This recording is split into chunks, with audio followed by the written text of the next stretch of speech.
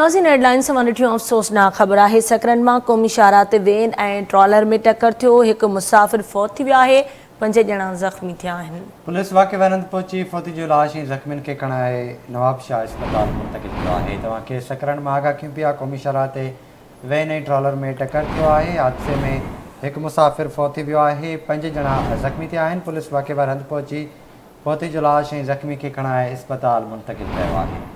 तफ़सील मालूम कंदासीं। सकरन मां आवाज़ न्यूज़ जे रिपोर्टर ग़ुलाम क़ादिर चांडियो खां। ग़ुलाम क़ादिर, तफ़सील खां आगाह कजो।